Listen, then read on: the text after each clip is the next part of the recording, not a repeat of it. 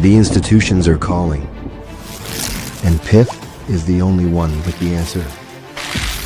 You either die a hero or live long enough to see yourself become B2B SaaS.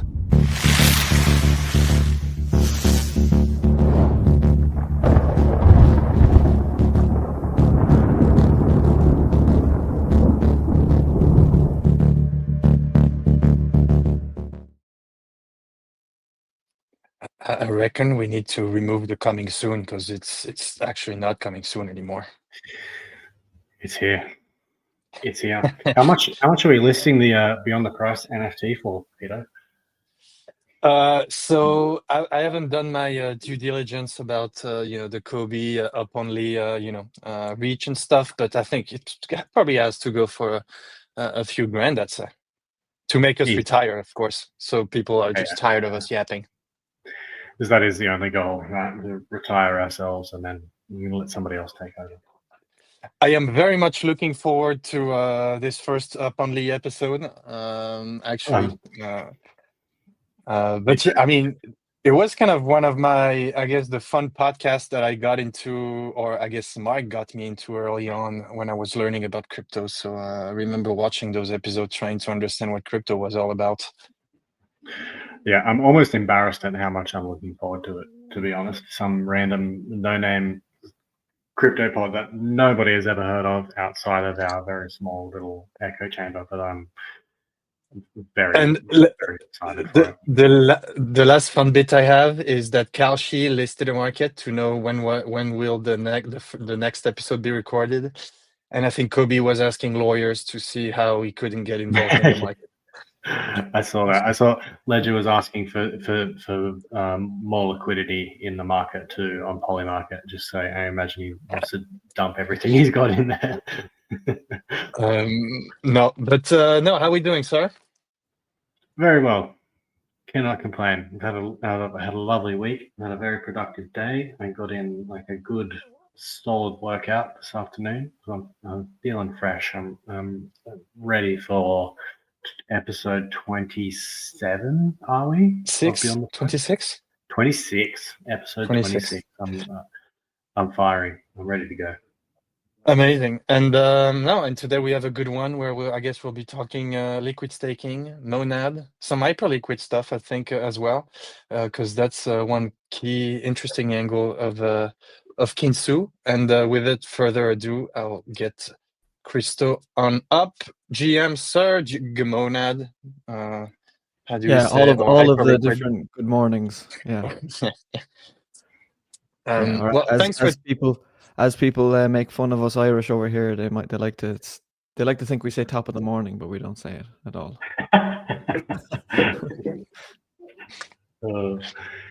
Christo, could you,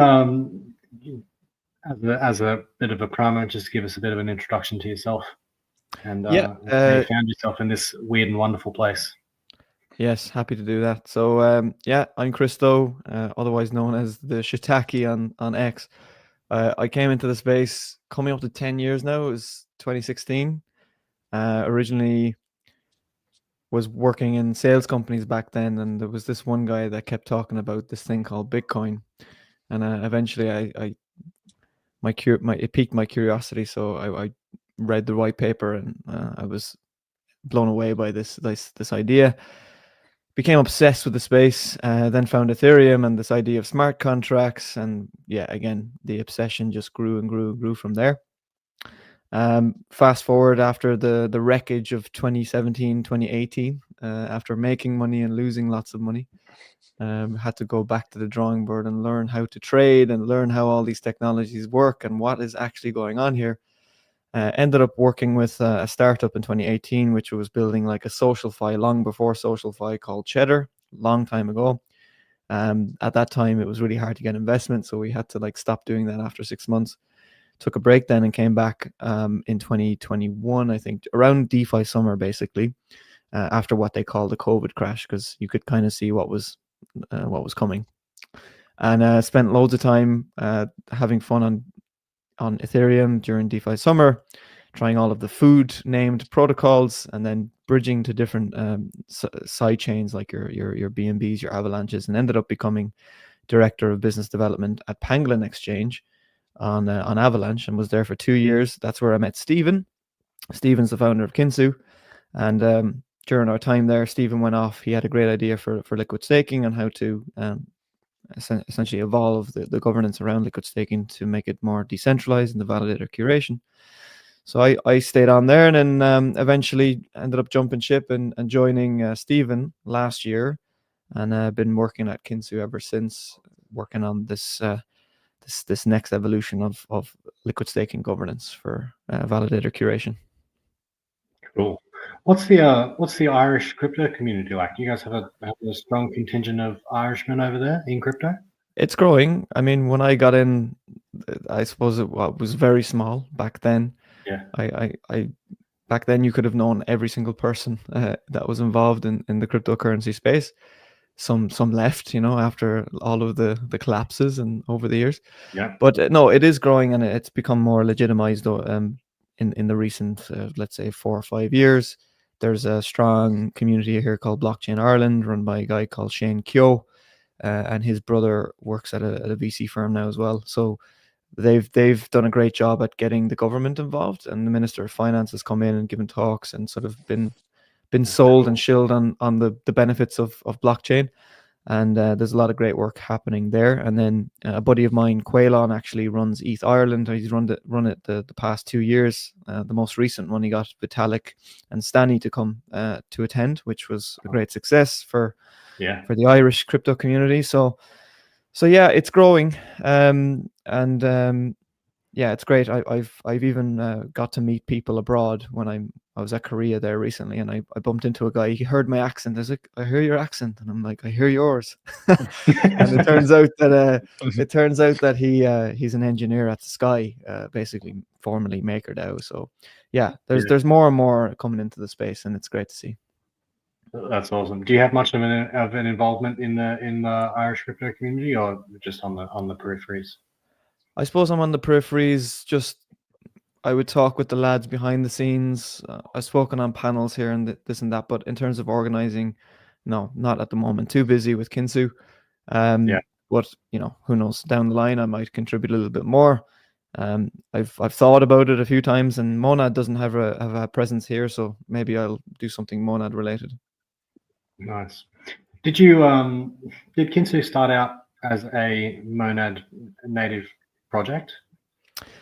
So the story behind Kintsu, originally we were building on LF0, if anybody remembers what that is or was, right? So that was like so that was like built on WebAssembly and Rust. So there was Stephen's very bullish on like zero knowledge technology, and so we've always been positioned to kind of like build on those technologies.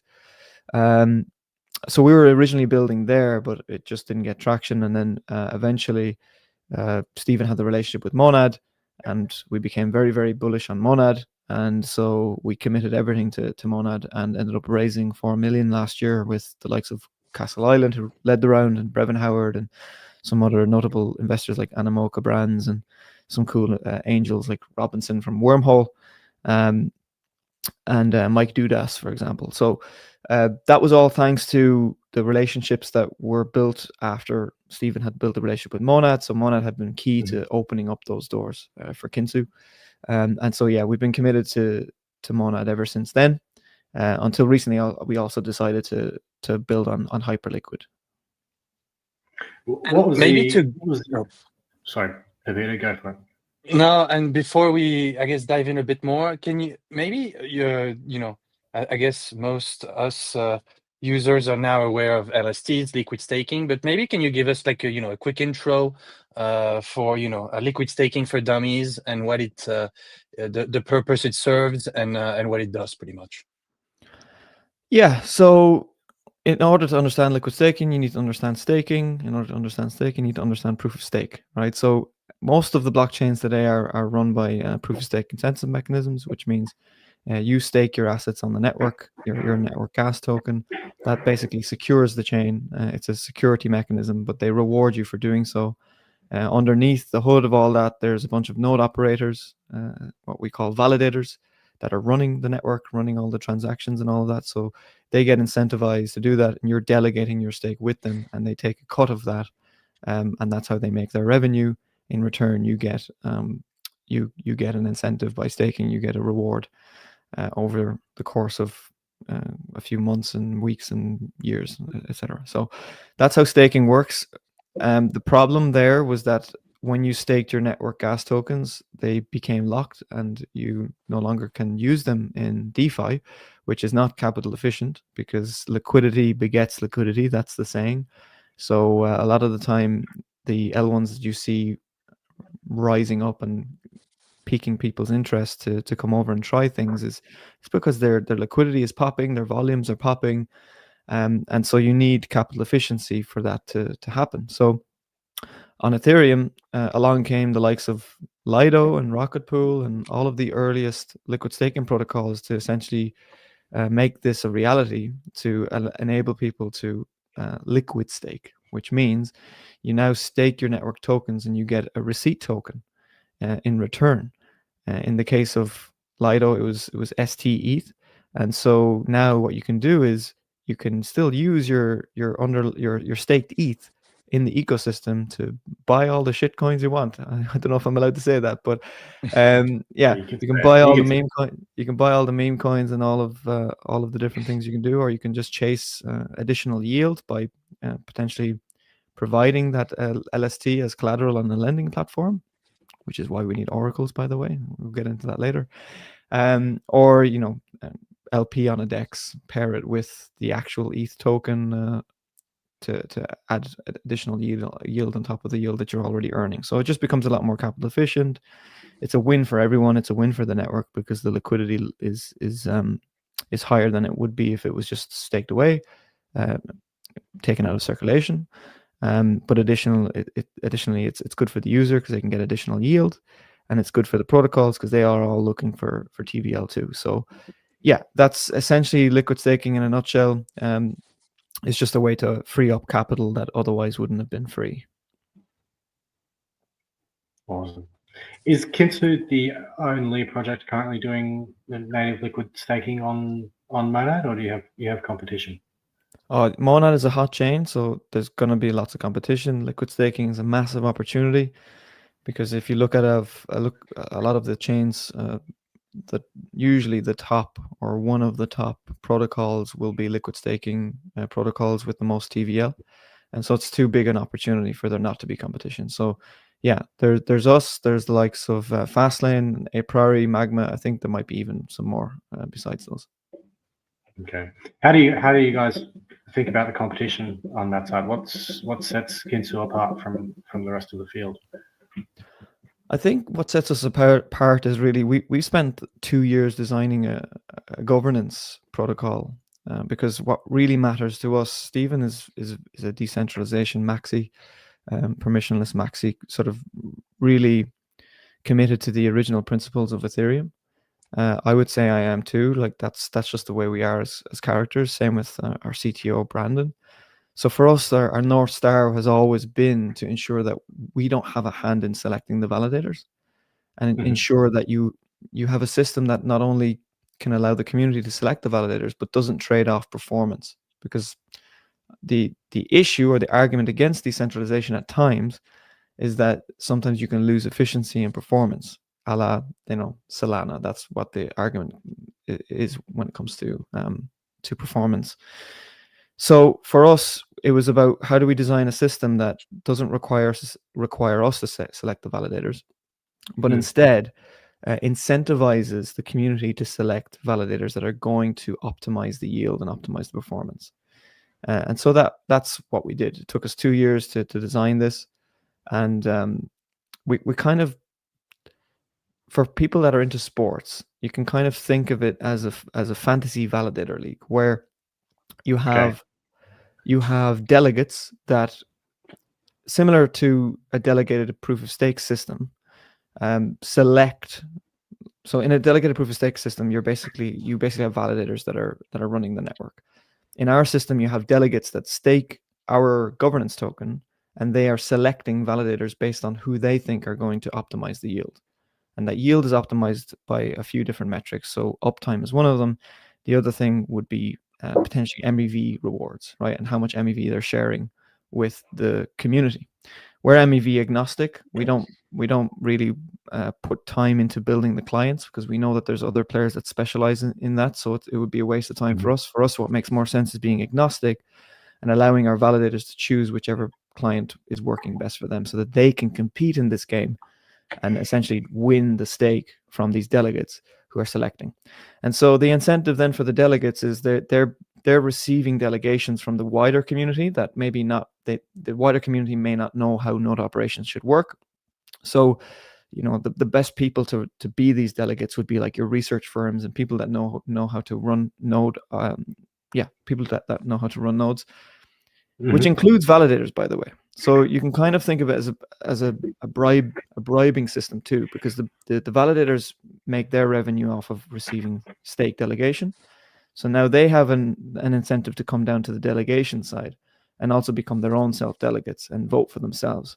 So it becomes a very interesting game where they're competing for stake delegation and all without us like actually having any hand in selecting the validators.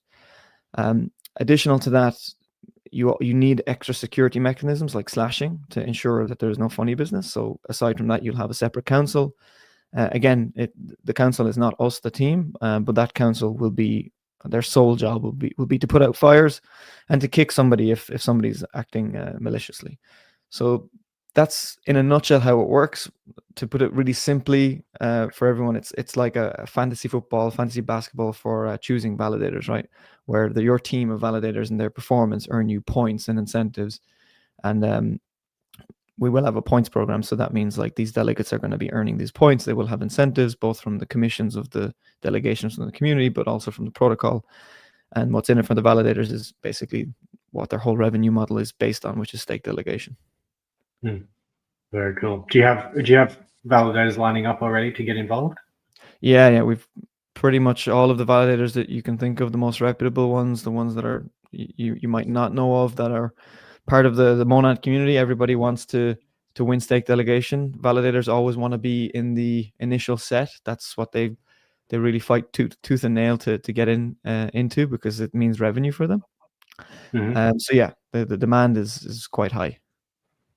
That's a unique part of Monad, right? And correct me if I'm wrong, because I'm not deep in the weeds on this, but it doesn't necessarily cost a whole lot to be a validator on Monad, does it? So I would imagine there is perhaps even more competition than there would be otherwise for this particular program.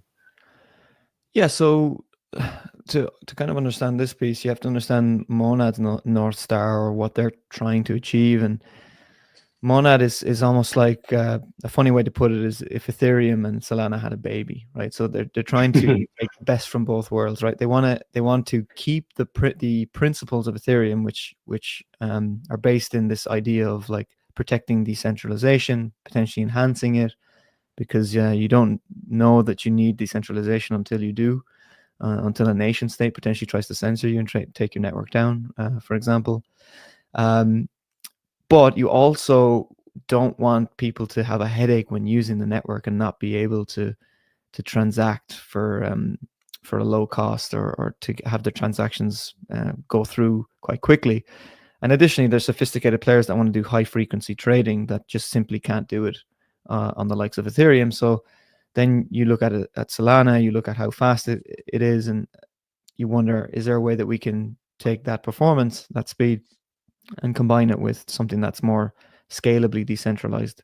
That's what Monad has done, and that's why it's taken so long for them to build this, because it's not an easy feat to make this happen on the EVM. But we're getting close now to it becoming a reality, and the testnet has shown that it's super fast. The finality, what is it, like 800 milliseconds? And you're getting transactions per second up to 10,000. I think the highest we saw on testnet was like 5,000 or something like that. So super fast, but also super decentralized. On testnet, I think there was over 150 validators across almost every continent, 5 continents, I think. But probably not going to see one on Antarctica just quite yet. Cool. So yeah, exactly. So yeah, they've stressed that that's a big thing. So yeah, a lot of validators, a lot of competition there. But in general, I mean, you would see competition from validators on most of the top chains anyway. But yes, there are a lot of validators on Monad, and I suppose the road ahead is like the question of how can you find a way to include as many of those validators in your validator set. We can get into that. I mean, we can go into the weeds. There's things like DVT and stuff like that, but I won't go into the weeds there for now. Do you know, I'm curious just from my own personal standpoint, what the rough breakdown of the validators is, of like community validators, let's say, and then professional organizations who do validating for a living? Do you know what the spread of that is? I'd have to check again, but off the top of my head, I'm pretty sure 30 to 40 would be these reputable firms that are running validators, and the rest would be community. Yeah, right. So it's significant amount is community run. Because I remember reading threads about people basically going through the process of setting up a validator and saying it's a relatively easy thing to do, and a lot of people have testament to Monad's strong community, but a lot of people have gone ahead and done that for themselves at a relatively low cost and have been really enjoying it. I was going to touch on that. Ideally, you want every team building an application to run a validator too, right? Right. So that was my next question: is are you guys running a validator as well? Yes. Yeah. So ideally, you want every team to run one. Why is that? Well, you want every team to potentially also rely on their own node in case something happens. So it's just a good fallback mechanism for every team to have, and then the next step is figuring out what are you going to do on the cloud side of things, because we saw recently AWS went down. Nothing new, by the way. Like the whole space has been pretty much. Yeah, the whole space has been running their front ends on AWS, largely because it's the best out there and the most reliable. But we definitely need alternative solutions to that, and obviously there are some crypto-friendly ones out there that we know of, like a Cash and Anchor and the rest. But we definitely need more teams to be working on that. But at least if you run your own node and you can connect to that, it's on the back end, then it definitely helps to have that rather than relying on an RPC or connecting somebody else's node. But the more nodes, the better. Cool. And I'm curious because you guys also launched on Hyperliquid or HyperEVM with S-Hype, I believe. What was the thinking or the goal behind that, and how has it been so far building, I guess, on HyperEVM?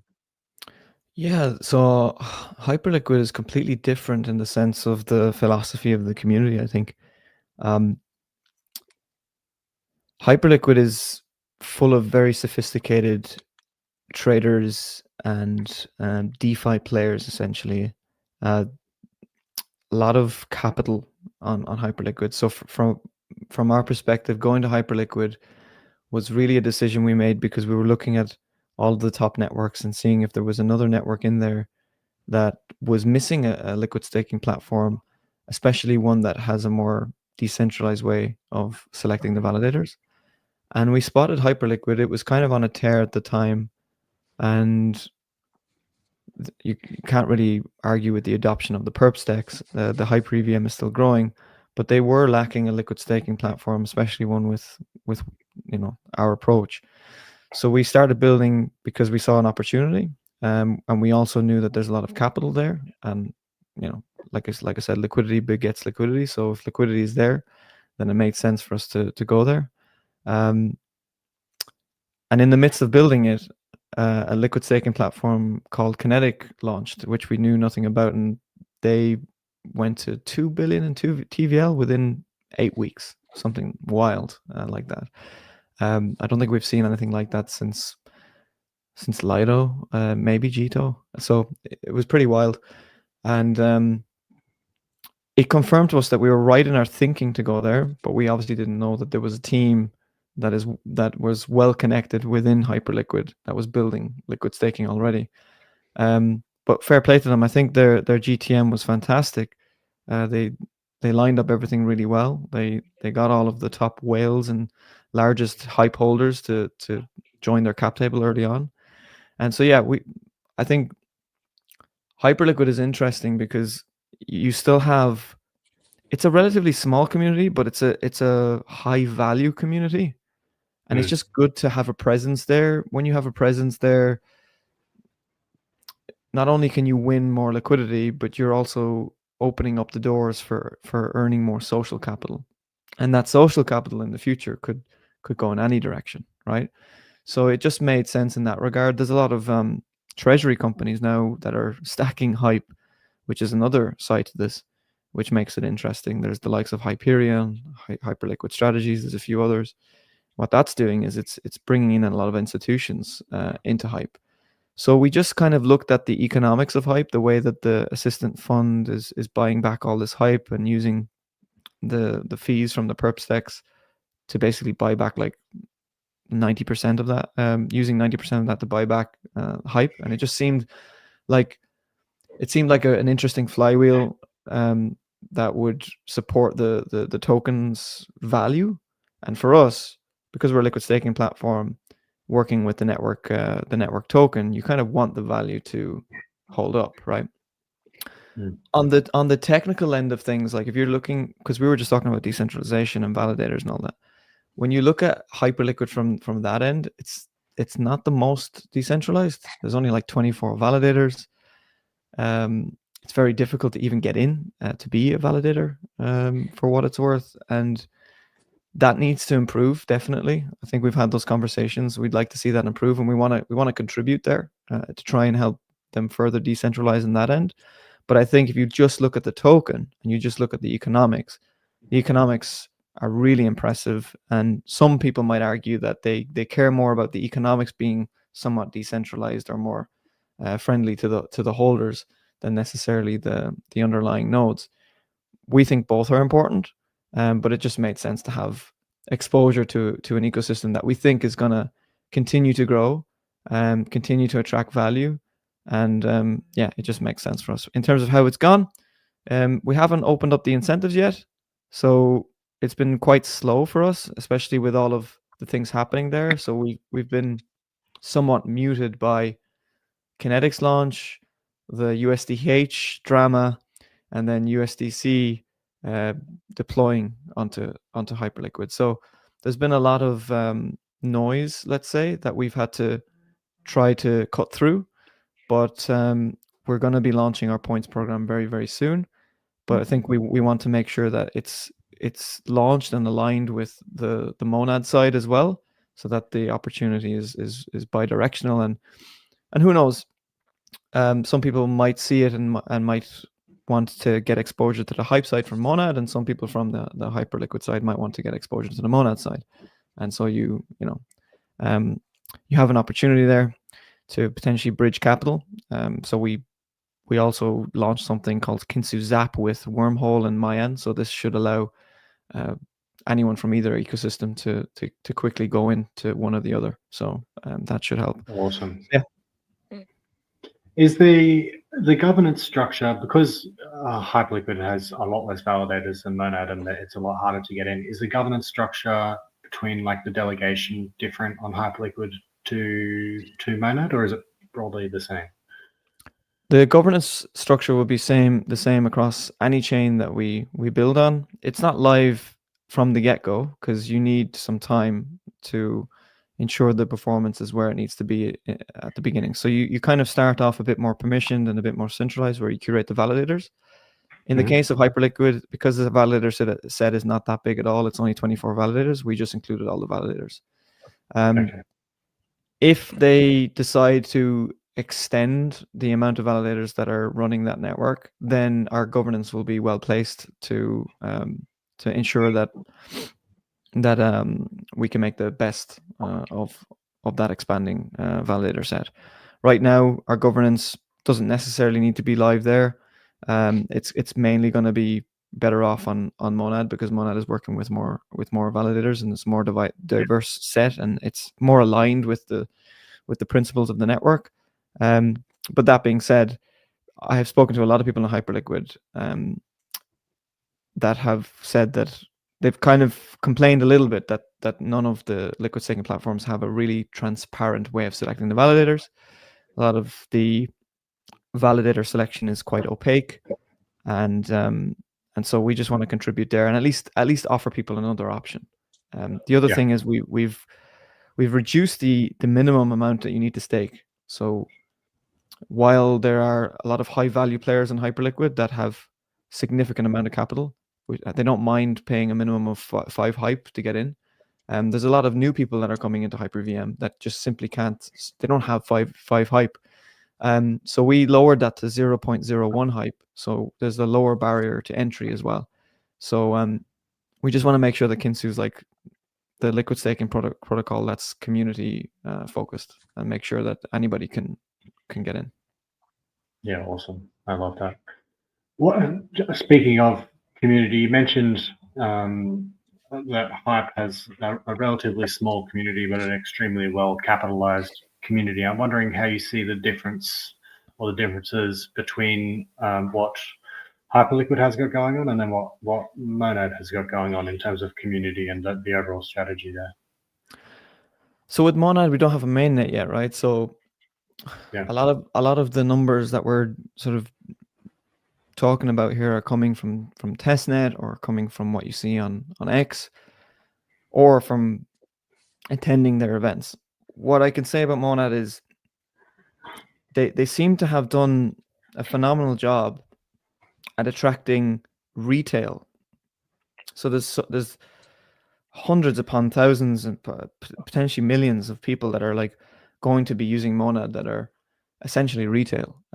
Now that's a big thing for your consumer applications, because I know that it's a big focus for Monad. They really want to have successful consumer applications, and also you never know where these hundreds of thousands of people might end up going, and they might be the future whales of DeFi. But I think in terms of that, Monad hasn't really discriminated. They've just gone after everyone essentially to get Monad in the minds of as many people as possible. And I think there's a lot to be said there, because it just means if more people are aware of you and you have a wider or broader exposure, I think in general that's good, because application developers, what they want is they want users at the end of the day. So Monad then becomes this hotbed for really testing your idea out in the open with a lot of usage. So I think from that regard, that's what Monad's done really well. But additional to that, like we might see a lot of sophisticated players coming onto Monad, because obviously we know the likes of Paradigm, the likes of Dragonfly, and all these top investors have invested in Monad. We know that a lot of the teams, including us, have raised successfully, and that's not the case in every ecosystem. I know there's lots of other ecosystems and teams that are struggling to raise, but because of the excitement around Monad from these investors, it seems like a lot of the top teams that are building on this network are raising money, and so that's interesting. That means that we can assume that there will be sophisticated players coming in and capital coming in, but without a mainnet, it's hard to say it like right now. With Hyperliquid, I think the main focus really isn't on retail.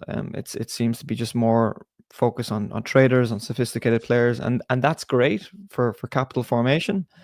But like at some point, you also kind of need to onboard the rest. But each are in their own lane. One's a general purpose chain, which makes sense why you would want to bring retail in your general purpose. One is a chain specific app specific chain. So it's more like one is very hyper focused on DeFi, and the other is sort of also focused on DeFi. Like high frequency trading is a big focus for Monad, but I think the biggest difference is just the sheer amount of retail that they've managed to onboard even before the chain is live. I've never seen anything like it, to be honest.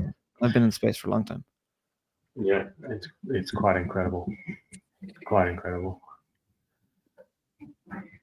You mentioned a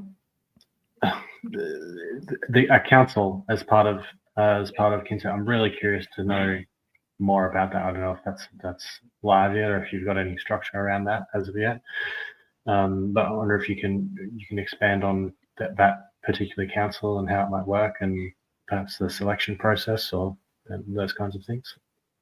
Yeah, so that's still in the works. I can't really share much on that just yet. Keep in mind, our governance is not going to be live until 2026, probably January or February, right? So that's when it's Okay. going to go live. Yep. Because we're estimating Monad will be live mid-November sometime, possibly earlier. But that means we need at least 2 months being live before we go live with governance. So in terms of the council and how it will work, it's just like slashing. In terms of how the selection process is going to work, TBD. We can share more on that. Maybe we do another one of these closer to the governance launching, and we can go into it a bit in more detail. But in a nutshell, the council will be in charge of is just putting out fires and making sure that any malicious behavior, whether it's coming from the validators or from the delegates, is quickly shut out. Cool. Is it going to be, and perhaps you can't answer this, is it going to be like an open to community type of council? Are you looking to get in high level builders and people from Monad, or? No, you need higher level builders, like the community, anyone in the community. Like, you need some technical knowledge. You need to be able to see like that something is going wrong quickly. So yeah, it'll probably be quite technical people. And as you, I guess, mid-November, I'm edging my bets on Monad mainnet live as we speak. But as I guess, I'd say next month, what are the key focuses for you guys to be like, okay, we're ready for mainnet day one? I believe you guys you guys are audited and all, but yeah, what are the key next months type of stuff that you guys are deep down right now? Yeah, so the first was the audit. So we completed the audit. We're the first liquid staking platform that's fully audited, ready to go for day one of Monad mainnet. The other things that are happening behind the scenes is obviously coordination with our partners, coordination with other ecosystem players. That's mainly my job, is speaking with a lot of the money markets, the lending platforms, the DEXs, the AMMs, and just ensuring that we have a clear go-to-market with these teams, both in terms of like seeding the liquidity bidirectionally from both sides, but also driving the liquidity with incentives. And those incentives then are not only for like the native folks that are on Monad, but also finding ways to drive liquidity in from other chains, which again is why we've set this up with Mayan and Wormhole, so that when we go live, that we have also the ability to incentivize and drive liquidity in from other chains like Ethereum and Solana and so on. So that's essentially the two key pieces, because you don't just want liquidity, you want the liquid stake token to be as composable as possible. So then going beyond what I just mentioned in terms of this capital formation with your AMM and lending and money markets, beyond that, you also then want the broader applications. Let's say maybe it's gaming, maybe it's NFT marketplaces, and so on, consumer applications. You want them to integrate SMON, which is our liquid staked version of MON, to be used for payments, to be used in their application, so that people don't have to convert back to MON, because then it kind of defeats the purpose if people are still using MON when you have a liquid stake token. So we've always wanted to make sure that it's fully composable in that sense. And if you look at, just take Ethereum, for example, on Ethereum, people still, for the most part, are using ETH or like wrapped ETH for everything, because there wasn't enough work done. And I think because the liquid staking tokens came after the fact, rather than being live from day one, it's very difficult. It almost becomes like technical debt when people are already like built around one token. So for us, we want to make sure from the offset that SMON is fully composable. It's integrated everywhere that you can use it, so that we really drive that mission for capital efficiency, and hopefully make Monad one of the most, if not the most, capital efficient L1 in the space.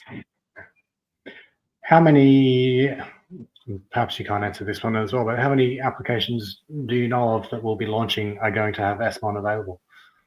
I said there's a lot. I mean, I can look at my little Telegram here and just count them, but there's a lot. If we're looking at dexes, you've got at least 7 or 8, possibly more. There's a lot of dexes. Obviously, the liquidity will probably be based in 1 or 2, maybe 3, mostly. But a lot of these other dexes that are competing are going to want to integrate SMON anyway, and they'll probably seed it themselves.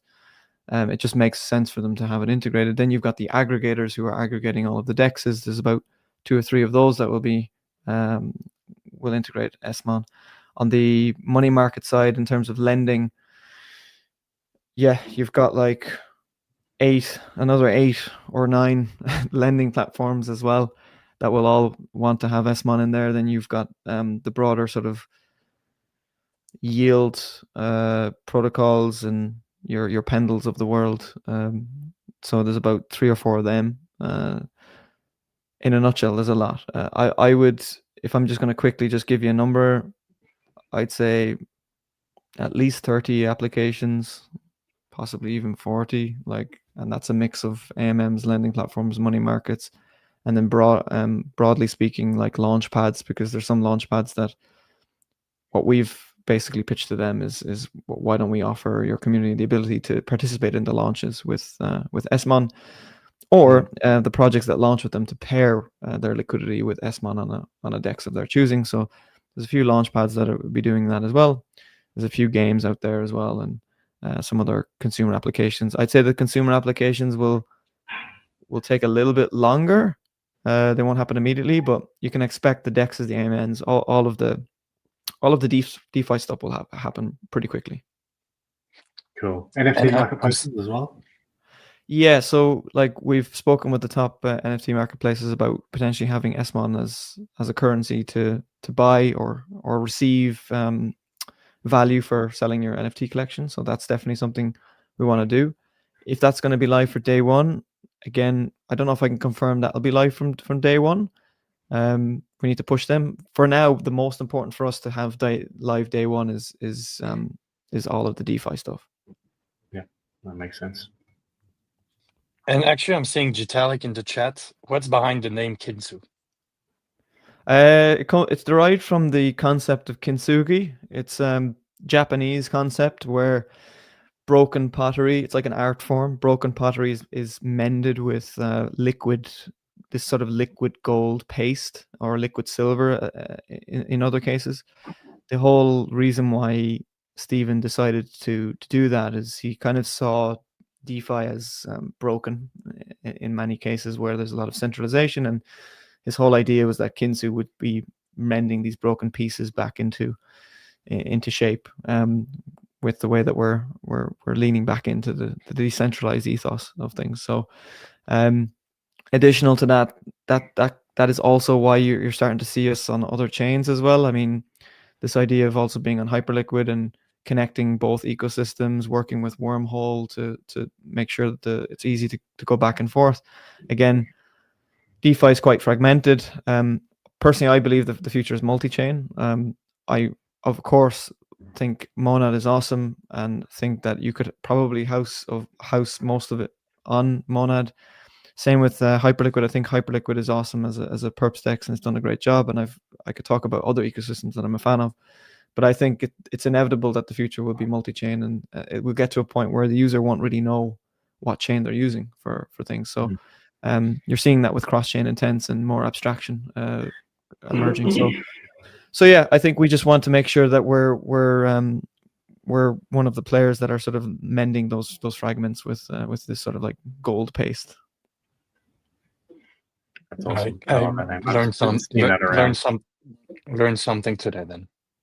It's also named after a Japanese dog. Yeah. Yeah. Cool.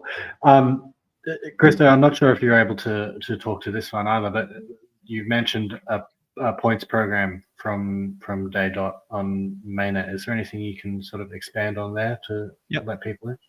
Yeah. So what everyone should look out for, and to make sure you don't miss it, just make sure like your notifications are on the Kintsu main account on X. But basically, we'll have an NFT, what we're calling like a battle pass. That NFT would give you a points multiplier. So there will be a campaign where you can join the waitlist and potentially get one. And it'll be gamified. So the way we will gamify it is based on referrals. So the more you refer, the more chance you have of getting that battle pass. And so if you have that battle pass, you just get a points multiplier on the points. And what that means for you is if you're staking with Kintsu and you're also using the liquid stake token, you're going to be earning the points, but with a multiplier on top, and that will essentially mean that you get a cut of the eventual token drop when it comes. And if you've kind of read between the lines here, our token is really key to our system. Like, that's one of the reasons why our investors love us. I think Arch Capital have us listed as the #1 protocol that they've invested in, which was nice to see. They're quite bullish on the fact that we've really baked in a lot of utility and value to the token because it's core to the delegations, it's core to the validators competing with one another. So for that reason, we suspect that there should be a lot of value driven to the token. And so it's a points program that if you see the value as well in that, you might want to have exposure to. Awesome. And just to be clear, anybody can participate in the points program, but the battle pass gives you a points multiplier. Indeed, yeah. So anybody can. It wouldn't make sense if we gated it just for NFT holders, because at the end of the day, it's all about capital, really. So, yeah, depending on how much capital you deploy and use, you're going to get points anyway. But if you have the multiplier, then you're going to get a bit more. Yeah, and this is going to apply to both Monad and Hyperliquid, or just to Monad? Yeah, cool. Unless Steven changes his mind, but yeah, that's the plan. Yeah. That sounds great. I love it. One quick one. What's the expected APY on a staked Mon when the chain goes live? I got asked this question this morning by a friend, actually. So it's not confirmed yet. I actually still need to follow up with the engineers to see if they've gotten any word of this. On testnet, the APY, the base APY was like 2 to 3%. So lowish. I think, yeah, it could be anything between there and up to like 7 or 8%, I imagine. But I think the juicy part will come from using the LST, providing it as collateral. So I can tell you, we spoke to a lending platform yesterday, and that they said that they're expecting to get about 12%. So right, okay. So it'll probably be more worth people's while rehypothecating the LST, providing it as collateral on a lending platform and so on. In terms of the base yield, it may be different to 2 to 3%, but it wouldn't surprise me if it was that, because I would imagine Monad want to do everything they can to ensure that the token holds its value and they don't inflate it, because we've seen that happen on multiple ecosystems with it. I guess it's too high. Solana. Yeah. Yeah.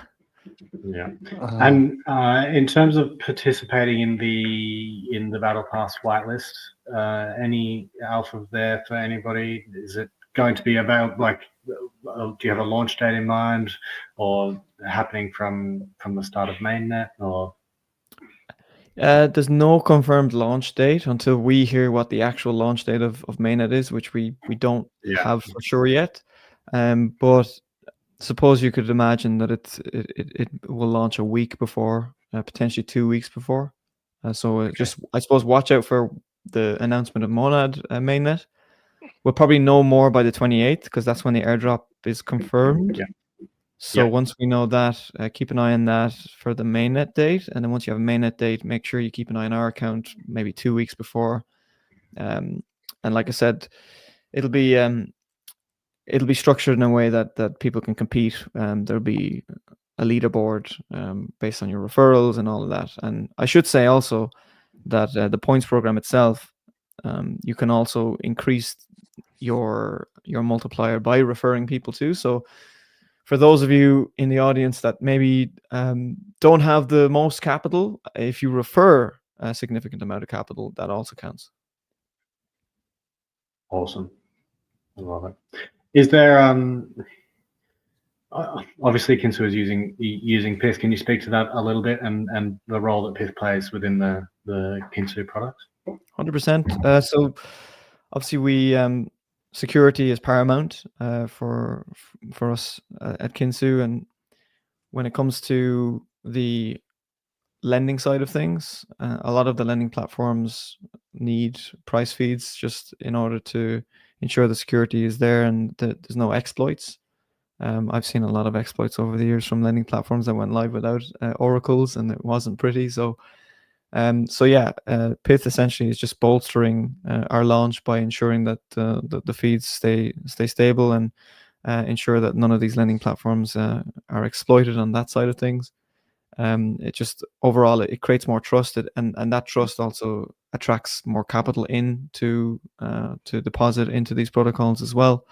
So and of course, like, Pith is such a big name in the space as well, so it's also just about having that brand and that certification that you're working with such a great team, and so yeah, it's a mix of all of those things, but mainly security and security will attract more capital because people don't want to take the risk.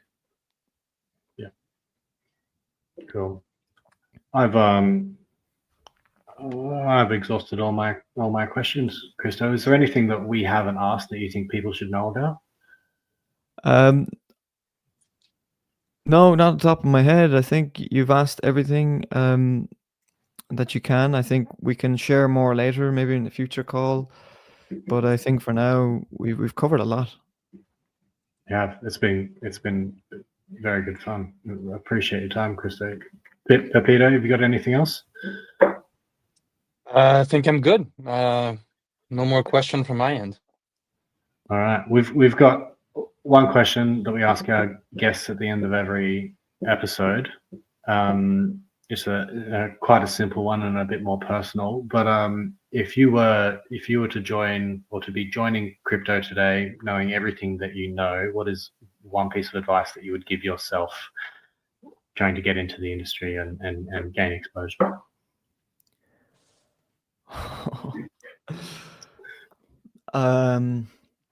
I would say to myself, keep most of your portfolio in Bitcoin. Yeah. Keep most of your portfolio in Bitcoin. Make sure 10% of it is in a privacy network, and don't ever take it out. And with the rest, do not marry any of your bags. It's a trader's market. Make sure you sell every pump. I'm sorry for anyone in the audience that doesn't like that part, but that's something I had to learn. That's fantastic advice. I love that. Just I hate it. I hate it. Yeah, it's a trader's market, so you're better off just hold your Bitcoin, put all your savings in your Bitcoin, 10% in privacy coins, because I'm in Europe, by the way. It's getting really dystopian here, so yeah. Are you a Zcash maxi? Have you been following along with all the yeah, I've always since the beginning, I've always loved the idea of privacy coins, both Zcash and Monero, and anyone else that's working on privacy. And I think Vitalik is stressing now that it's Ethereum need to make a big focus on it as well, so that's good. Yeah, but it's super important, man. Like, even Steven, our founder here at Kintsu, he's super big on privacy. That was one of the reasons we were building on LF0, because they had a big privacy element in their network, but they just couldn't get the distribution and the exposure. So privacy is really important to us as a team, and I think it should be more important for everybody, because it's only when you lose privacy and your bank's asking you questions when you even deposit 500 to 1,000 euros about where it came from, that it starts to become quite scary. So yeah, that's what I would say. It's coming from my trading skills. You're welcome. Yeah. Cool. Amazing. Oh, Chris, this has been an awesome chat, man. Thank you very much for your time. I really appreciate it.